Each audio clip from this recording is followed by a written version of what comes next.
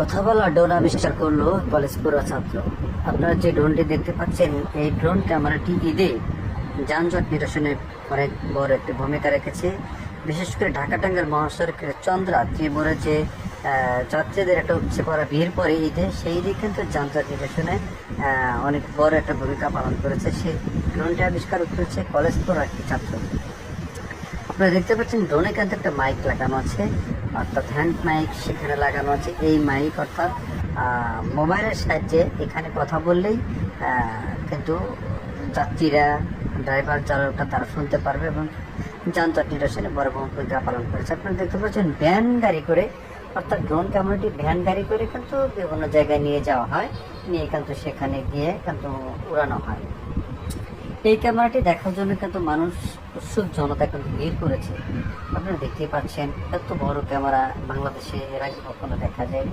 এই ক্যামেরাটা কিন্তু, এই ড্রোন ক্যামেরাটি এই ঈদে অর্থাৎ ঈদ উল ফিতর যে চলে গেল, ঈদ উল ফিতরের আগে কিন্তু চন্দ্রা ত্রিমোড় অর্থাৎ ঢাকা টাঙ্গাইল মহাসড়কের যে চন্দ্রা ত্রিমোড় আছে সেখানে কিন্তু এটি অবস্থান করানো হয়েছিল এবং সেখানে কিন্তু যানজট নিরসনে এই ড্রোন ক্যামেরা ব্যবহার করা হয়েছে এবং এই ড্রোন দিয়ে কিন্তু যানজট নিরসন করা হয়েছে।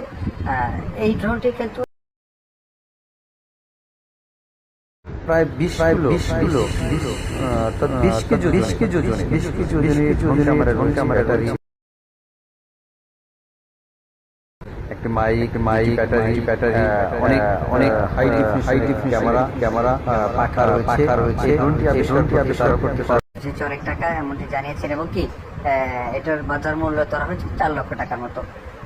এই ড্রোন ক্যামেরা কিন্তু আসলে এই প্রথম বাংলাদেশে আবিষ্কার করেছে ড্রোন ক্যামেরা। এর আগে কিন্তু যে ছেলেটি আবিষ্কার করেছে, এই ছেলেটি কিন্তু এর আগে একটি বিমান আবিষ্কার করেছিল।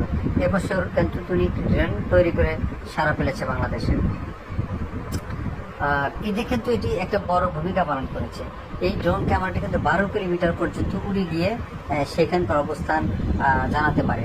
যে অপারেটর যে কাজ করবে এটার জন্য একটা বড় একটা মনিটর রয়েছে এবং 12 কিলোমিটার পর্যন্ত উড়ে গিয়ে সেক্ষেত্রে যানজট, যে কোনো বিষয়ে কোথায় যানজট লেগে আছে, কোথায় জটলা বেঁধে আছে, কোথায় অবৈধভাবে রাস্তার উপরে পার্কিং করা হচ্ছে গাড়ি এবং কি গাড়ি যাত্রী ওঠানামা করানো হয়েছে, সেই বিষয়গুলো কিন্তু এই ড্রোনের মাধ্যমে চিহ্নিত করে কিন্তু এবছর যানজটের জন্য কিন্তু বিশেষ ভূমিকা পালন করেছে।